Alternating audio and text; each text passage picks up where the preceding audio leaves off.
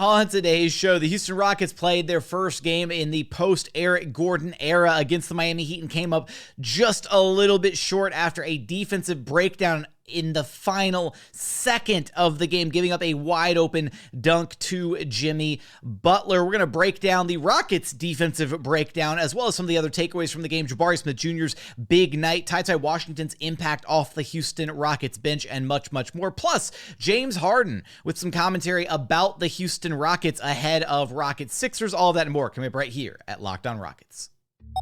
This is Mission Control, Houston. Ignition sequence start. The Houston Rockets select Jalen Green, Alperen Sengun, and Jabari Smith Jr. T-minus 15 seconds. Guidance is internal.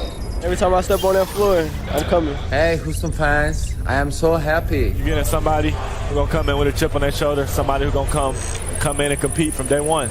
6, 5, 4, 3, 2, 1.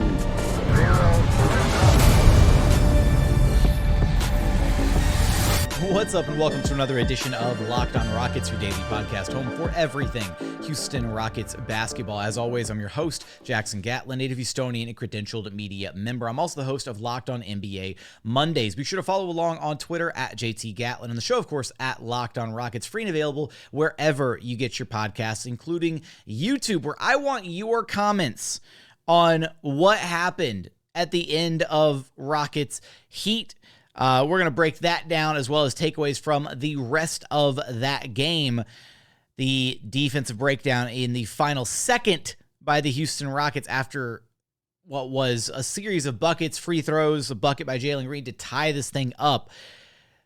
We'll talk about that. Jabari's strong night, TyTy Washington's impact off the Rockets bench, and more. And then we'll talk a little bit about the bearded one, James Harden, in segment 3, as he had some thoughts about the Houston Rockets ahead of his return, or ahead of the game against the Rockets in Philadelphia.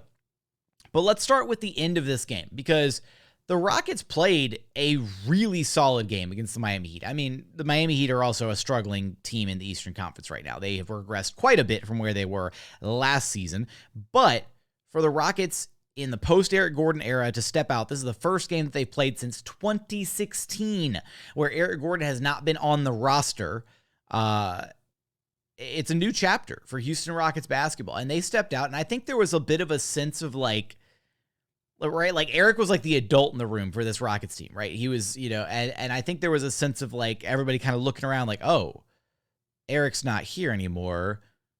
I guess who's the new adult? And I guess the new adult now is Jae'Sean Tate. That's who the Rockets decided to start in place of Eric Gordon. So the Rockets actually rolled out a starting lineup of Jalen Green, Jae'Sean Tate, KJ Martin, Jabari Smith Jr., and Alperen Sengun. So it's TBD, uncertain yet whether or not Jae'Sean Tate will stay in the starting lineup, and if KJ Martin will be the one that's moved back to the Houston Rockets bench whenever Kevin Porter Jr. makes it back to the lineup.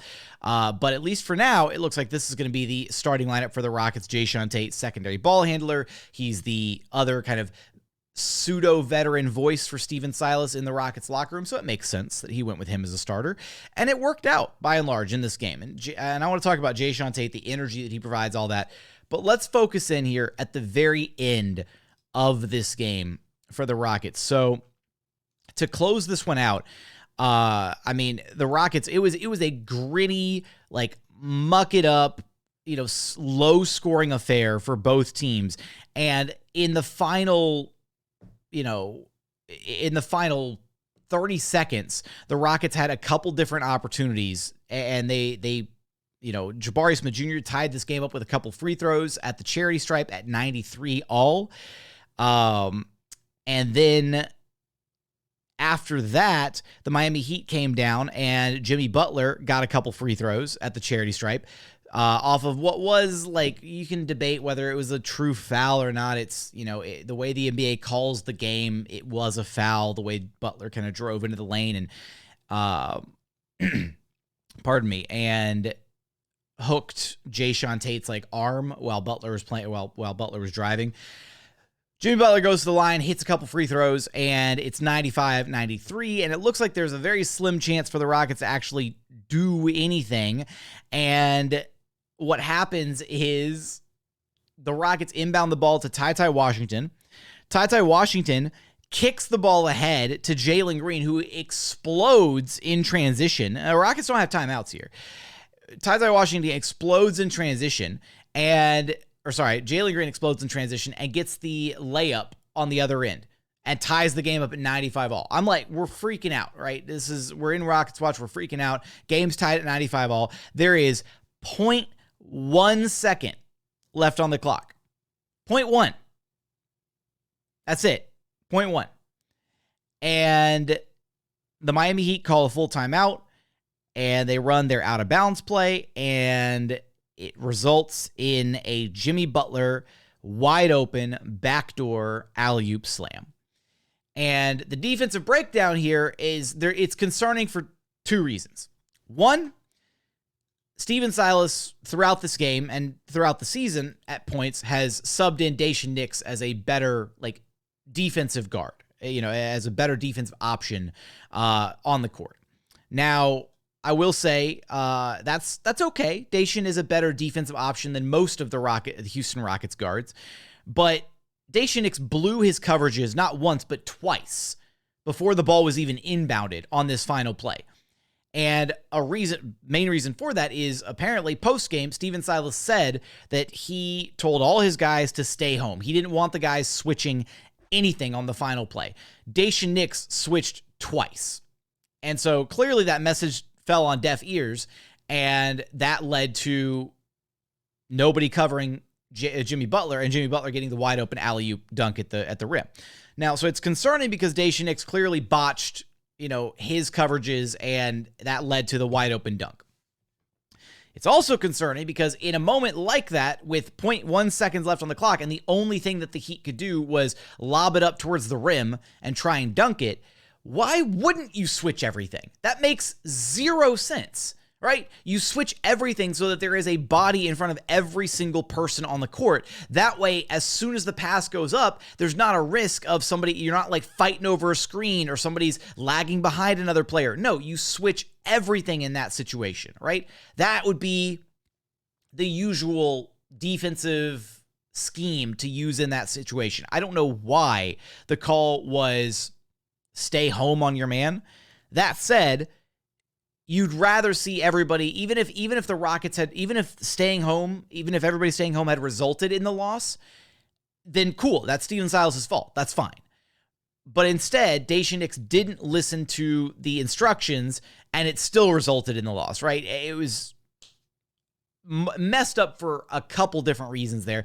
And then also, final thought here, why was Tari Eason not in at the end of the game?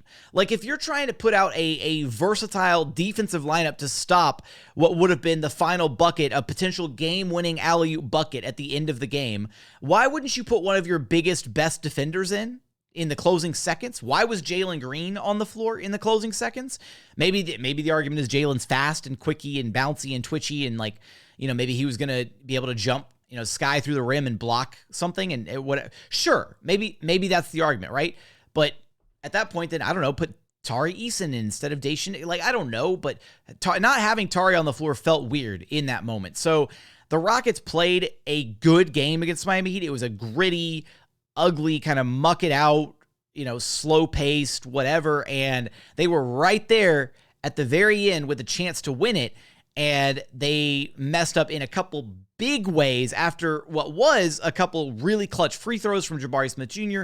and an insanely clutch bucket and kick-ahead pass from TyTy Washington to tie the game up at 95. So frustrating, but almost, if you look at it from the tankathon perspective, almost a perfect loss for the Houston Rockets because they fought really hard. It was an exciting game. They had a chance to win, and they lost in the closing seconds, just like they did against the Sacramento Kings. These are those perfect tankathon losses, although both the Kings game and this game, I really wanted the Rockets to win, man.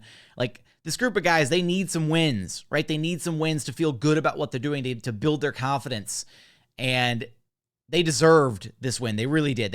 I thought they played good enough to win this game, and they deserved to win this game. It's unfortunate that they didn't. But I want to unpack a little bit more from this game. We'll get to our Locked on Rockets player of the game, additional takeaways that I had from this one about Jabari Smith Jr., Jae'Sean Tate, TyTy Washington, all that, some of the struggles that we saw from Jalen Green, Alperen, Sengun. We're going to get there in just one moment, but first, today's episode is brought to you by LinkedIn. As a small business owner or hiring a manager, you know that success in 2023 all depends on the team members that you surround yourself with. That's why you have to check out LinkedIn Jobs. With LinkedIn Jobs, you can hire qualified candidates more efficiently by matching open roles with people who have the skills, values, and experiences to help you achieve your goals. LinkedIn Jobs helps you quickly attract qualified candidates to your open jobs with targeting tools. Identify the most qualified candidates on LinkedIn Jobs and connect with them fast and for free. LinkedIn Jobs makes it easy to screen and rate applicants based on your job qualifications all on one platform. It's why small businesses rate LinkedIn Jobs #1 in delivering quality hires versus leading competitors. LinkedIn Jobs helps you find the qualified candidates you want to talk to faster. Post your job for free at linkedin.com/lockedonnba. That's linkedin.com/lockedonnba to post your job for free. Terms and conditions apply.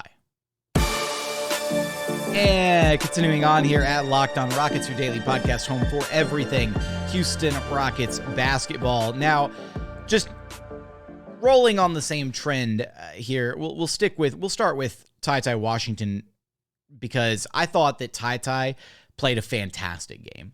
And I was really encouraged by the fact that we saw TyTy Washington get 23 minutes off the Rockets bench, only 14 minutes for Daishen Nix. And again, situationally, Daishen Nix was kind of being used as like a defensive component for the Rockets. And TyTy was it felt like the backup point guard of this Rockets team in this game. And like the secondary, or I guess tertiary ball handler behind Jalen Green and Jae'Sean Tate. But he finished the night 6 points, 2 of 7 shooting. You'd like to see that be a little bit better. 0 of 3 from long distance. He had 6 boards, 6 assists, all in 23 minutes. A 6.66 stat line in 23 minutes. And even though he was only 2 of 7 from the floor, here's the thing with TyTy is I feel like and this matches the eye test, right? He impacts the game even when he's not scoring the ball. When TyTy doesn't have, he might not score the ball at a high level, whatever. He can still create for his teammates. The rebounding was there, and frankly, at this point, even when he's missing his shots, I really liked all the shots that he took. Right, he was being aggressive. He did hit a floater at one point. Even the threes that he missed, missed all 3 of his 3-point attempts, but they all looked good. Right, he had the one where he almost crossed somebody up and stepped back into a 3, and I swear if he had hit it, it would have been an insane highlight for him. But the aggressiveness with which he's playing as of late is fantastic, right? It felt like much earlier in the season when he did start getting some run, or even in garbage time at moments, like it felt like he was playing very passively, right? Where he wasn't playing his game. He wasn't looking to score. He wasn't doing this, that, or the other thing. Now it very much feels like he's playing his game, and he's playing at the speed that he wants to play at. He's looking to get others involved. And again, he had one of the best plays of the night in that final inbounds, final possession of the game to get the ball inbounded. TyTy Washington kicks it ahead to Jalen Green and gets the assist on what was the game-tying bucket in that final, those final 10 seconds of the game. So shout out to TyTy Washington. Hopefully this trend continues where he continues to get the bulk of the backup guard minutes. I understand if Daishen Nix continues to be a part of the rotation until Kevin Porter Jr. gets back, but at this point, there is no question about it. TyTy Washington is the better backup guard, and there is no reason that Daishen Nix should be playing minutes ahead of TyTy Washington. The only thing that Daishen Nix does better than TyTy Washington at this point is defense, and it's slight. And clearly, the defense is not all that because he blew the defensive coverages twice against the Miami Heat to lose the Rockets that game. So with that, I do not ever want to see TyTy Washington play behind Daishen Nix in the Rockets rotation ever again. It makes 0 sense. Elsewhere for the Houston Rockets, we'll go to Jabari Smith Jr., who I'm going to go ahead and give Locked on Rockets player of the game to. 22 points, 8 of 16 shooting, had 8 boards, had an assist, had a block in there, was playing some really solid defense throughout stretches of this one.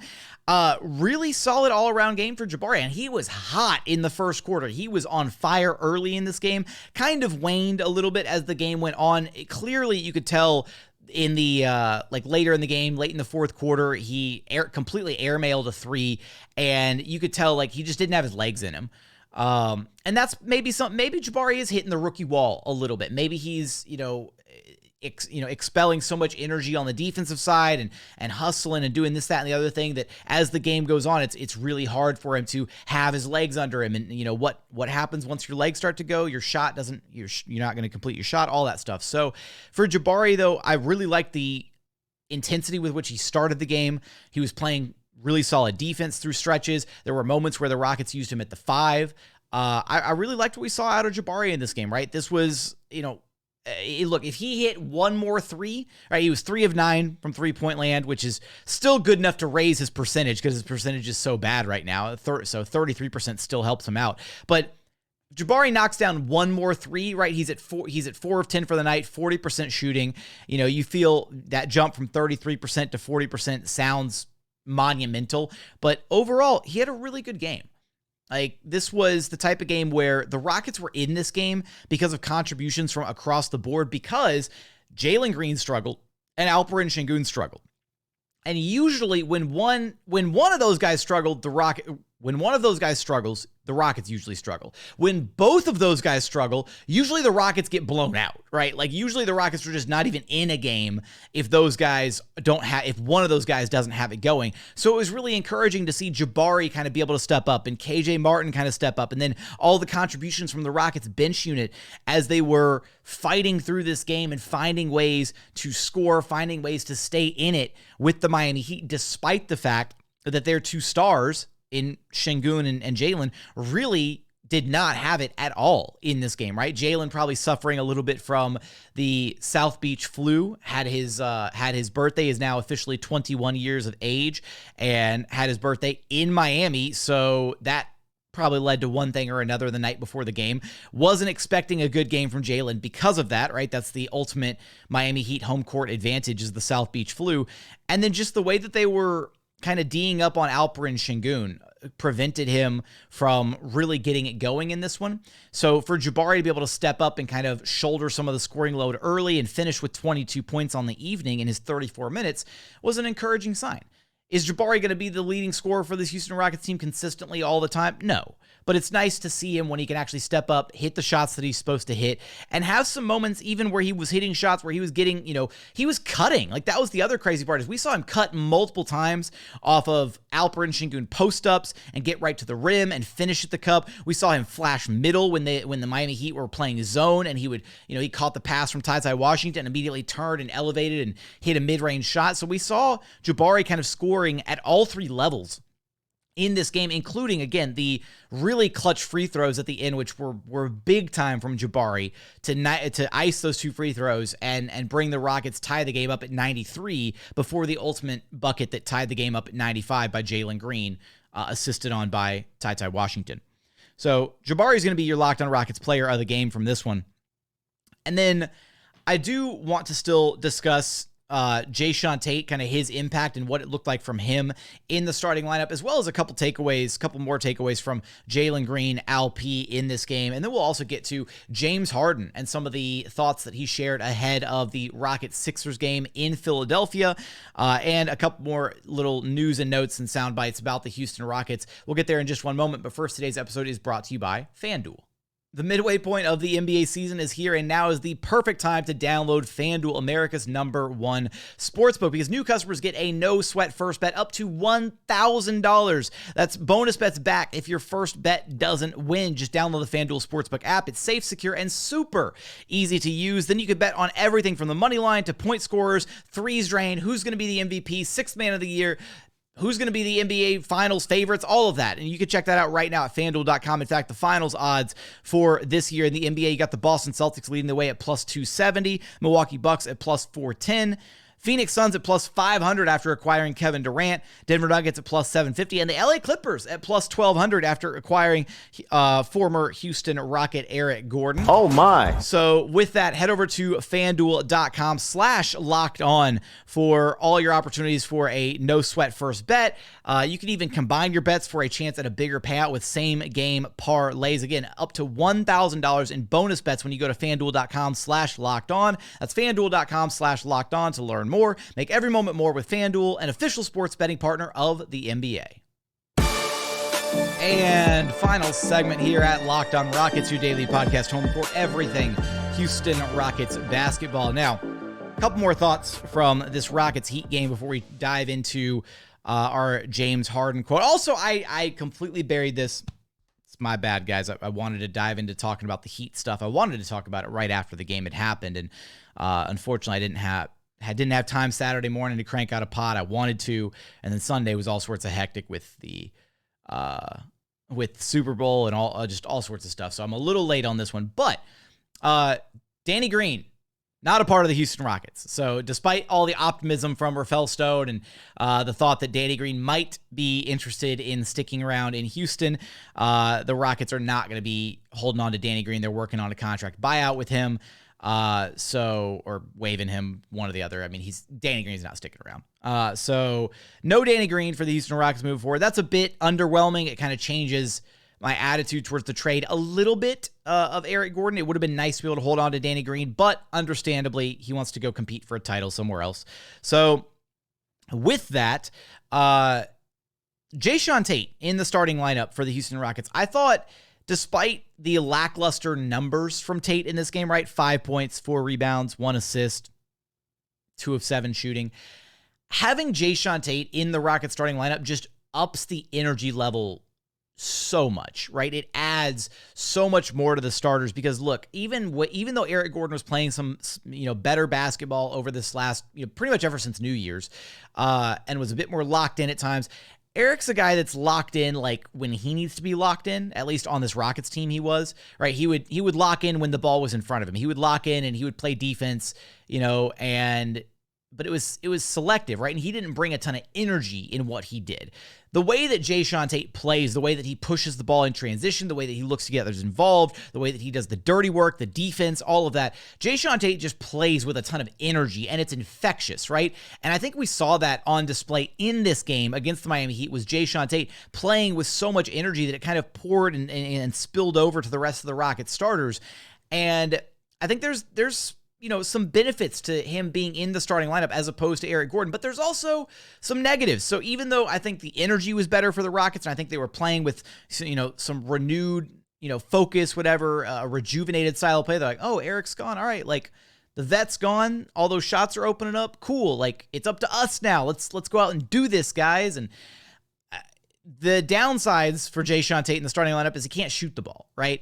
And teams don't guard him defensively. Just like they don't guard Daishen Nix, they don't guard Jae'Sean Tate either. There were points where like the Rockets swung the ball to Jae'Sean Tate in the corner, and Tate started driving before he even had the ball in his hands. Like he started relocating out of the corner, caught the pass from like behind him, and tried to drive it in to finish at the rim. And that is problematic for Alperen Sengun, unfortunately. And this was always going to be an I guess an effect of trading Eric Gordon is E.G., even though he didn't move around a lot offensively, even though he kind of was a very statuesque, stationary type player offensively, he spaced the floor, right? Defenses honored him, and E.G. would space the floor all the way out to like 30 feet. So because of that, it gives the Rockets more space to operate, better driving lanes, more space for Alperen Sengun down low, all of that. And we saw that against the Heat, that Alp, 12 points, 3 of 9 shooting, was 6 of 6 at the free throw line, had 8 boards, had 3 assists, had a steal, but he had 4 turnovers. And the Heat were crowding him at every chance that they got because they didn't have to guard Jae'Sean Tate on the perimeter. And they were sagging off guys left, right, and center, and they were crowding Alperen Sengun. They were sending doubles at him. They made life really, really difficult for Alp because the Rockets didn't have any shooting answers for him to kick the ball out to. And on top of that, again, there were moments where Jabari was cutting, and there were moments where guys understood how to move without the basketball to help Alp out. But there's also a lot of moments where the Rockets just kind of stand around, and Alp picks up his dribble, and he is getting crowded, turns the ball over, walks with it, whatever. And the Rockets have to get better at understanding what to do when a double team shows towards Alp, or when they start hedging towards him, right? How to drift towards the open spots on the floor, right? That's a big one. If you're a 3-point shooter and you're in the corner, sometimes all it takes is you drifting like 2 or 3 steps to the left, so you're still kind of in the corner, but not like all the way tucked in the corner, right? To open up that passing lane from whoever the defender is, right? Because usually it's one defender kind of checking 2 guys on the weak side when Alperen and Sengun is posting up down low. So it's understanding how to recognize those moments and play off of those moments. And hopefully we see the team get better at that as the season moves along. Jalen Green, he had the big bucket to tie the game up at the end. So I want to give him credit for that. He was doing a little bit of everything in this game, actually. He had 5 boards, he had 4 assists, he had a couple steals, but 5 of 19 shooting, I should say. 0 of 9 from 3. This was a really ugly offensive game from Jalen Green. Like, this was one of the worst games of the season for Jalen Green. And I expected it. South Beach flu, all that. He just turned 21. That's pretty much all there. I mean, I can't really critique this game as much for Jalen because it's just, what are you going to do? You're hungover in Miami after your 21st birthday, more than likely. And he showed up when it counted, right? He showed up when it mattered. With the big bucket at the end of the game, and that's what you need your star players to do, even if they're struggling throughout the game. The Rockets were still in it, right? They still had a chance to win this game right up there till the very, very end, and I'm not going to harp too harshly on him for the 5 of 19. I just want to see him bounce back in a big way against the Philadelphia 76ers, which is the Rockets' next game, and Monday night, it'll be a ton of fun going up against James Harden in Philly. However, the Rockets might be like sleepless, whatever, or they're struggling from lack of sleep because the Philadelphia Eagles fans who, were distraught at losing the Super Bowl entered the streets and were banging drums and yelling and crying out loud, just all that, causing a scene in the streets of Philadelphia. And Jabari Smith Jr. was on his story sharing it, saying, He goes, come on, man. Come on, guys. Just go to sleep, please. I got Embiid tomorrow. Like, you could hear the genuine, like, pleading in his voice. It was hilarious. So, with that, the Rockets do play the Philadelphia 76ers next, and it's always a ton of fun. Joel Embiid did practice, or I guess he did play at shoot-around, so there's a chance that he'll be in the game. James Harden should be playing, and it'll be interesting to watch this young Rockets team play against the 76ers, see if they can take another game against Philly, seeing as how they took the one earlier this season in Houston, spoiling James Harden's return to his great city. And Harden actually had some thoughts to share about this young Houston Rockets team when asked about kind of the aftermath of the Kevin Durant, Kyrie Irving trade. So let's run that back and pick apart what he had to say. Could you have imagined by the time you came back, Kyrie and Kevin would be gone? Yeah. Really? I mean, I didn't just actually leave for no reason. You know what I mean? Like I was in a really good place in Houston. Obviously, we didn't have a chance to win the championship, but I was comfortable. You know what I mean? So for me to up and leave my family and all the things that I created there, to come to looking for a year and a half to try to get up and leave. It was for a real reason, you know what I mean? So, but I'm happy for the organization and what they've got back. They got some really good pieces. James, how would you? So there's kind of 2 ways that we can go about reading this quote. First off, James said that he was not like surprised about getting out of Brooklyn. Obviously, he was like, I asked to leave for a reason.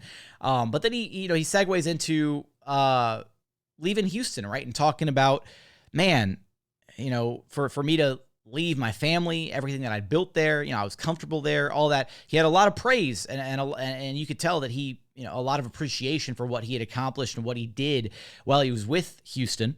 And so he kind of, he's walking through that, and then he talks about, he's happy for the organization and what they got back. And there's a couple different ways. The way that this has been interpreted by myself and a few other Rockets media guys, and then on top of that, even the writer, the Philly writer who originally put this together, I believe interpreted it as he was praising Houston for what they got back and the pieces that they got back. Now I've seen a few people say that maybe he was actually praising the Nets and the pieces that they got back from the Kyrie and KD trades. So it's tough to tell. It's tough to say which way he was actually going with that answer. It looked like to me that it was kind of a Rocket-centric answer and him kind of praising the Rockets and giving credit to the organization and them being in a good spot. And again, you like, it's almost unprompted, right? Like unprompted. James was asked a question about the Nets and his time with Brooklyn, and he brings up Houston, right? And he brings up his time in Houston and how important that was to him and what it meant to him and how serious it was for him to want to leave the organization and go and have a shot at doing something in Brooklyn with Kyrie and KD. So it very much feels like James brings up Houston a lot unprompted, right? Where he just, the question didn't really have anything to do with Houston. He probably could have found a way to answer it without bringing up his stint with the Rockets. And maybe this is like too much tea leaf reading here, but again, I think there's some very real legs to the possibility of James coming back to Houston, right? You see, where there's smoke, where there's fire, all that good stuff. And at this point for the Rockets, when you look at where they're at organizationally and what they've got going on, I mean, if the Sixers struggle, if the Sixers flame out in the playoffs, if they don't have the success that they are, which again, it's basically at this point, I don't think it's like necessarily championship or bust for Philly, but it's like finals or bust probably, or like competitive Eastern Conference Finals at a minimum. But if they like get to the Eastern Conference Finals and get like swept or like 4-1, gentleman sweep, or if they don't even make it there in the first place, Philly fans are going to want to blame someone. And chances are they're not going to want to blame Embiid. They're probably going to blame James Harden. And at that point, like James has talked about how comfortable he was in Houston, right? How much the city meant to him. His family's here, like all that. Houston is still his home. And at that point, after a few years of trying to make it work with Brooklyn and now with Philly, and coming up short each and every year, if it ultimately happens again this season, then there's a very real possibility where James could be like, all right, I'm packing it in. I'm going home. Let me come back to Houston. Let me go back to the city that I claim is my home. And it might, it would signal probably that he's done competing for championships, but it doesn't mean that he's a washed player, right? Him coming back would be a really, really good thing for this Houston Rockets young core and kind of setting them up, setting the table for all these young guys, for Jalen, for Jabari, all that stuff. I've really come around on the idea of it. So I wanted to share that clip here at the very end just because I thought it was curious. I thought it was interesting that he was talking about the Houston Rockets, again, in a very unprompted fashion. And, again, it'll be fun to see the Rockets take on James Harden again in Philadelphia. Maybe they can hand him another L. They deserve a win. After the way these last two games have gone, they deserve a win. But if Joel Embiid plays, I'm not super optimistic about the Rockets' ability to slow down Joel Embiid and James Harden. Because, again, the last time James played against the Rockets in Houston, it was his first game back after missing a chunk of time. So he was super rusty in that game. I think he shot like 4 of 20. So probably not going to happen again in this game, but knock on wood. With that, that's going to do it for today's episode. As always, thank you so much for checking out the show. If you haven't done so yet, please consider subscribing wherever you listen to your podcast. That's Apple, Spotify, Google, Odyssey app, free and available on all podcast platforms. We're also available on YouTube. Just go to YouTube, search Locked On Rockets. Be sure to like, comment, and subscribe. Let me know your thoughts from the Rockets Heat game. Let me know your thoughts about James Harden and, his unprompted love and commentary of the city of Houston. Was he talking about the Rockets assets, or was he talking about the Brooklyn Nets assets in the end of that quote? Let me know in the YouTube comments. But as always, thank you so much for watching. Thank you so much for listening. And we look forward to having you back right here at Locked On Rockets, your daily podcast home for everything Houston Rockets basketball.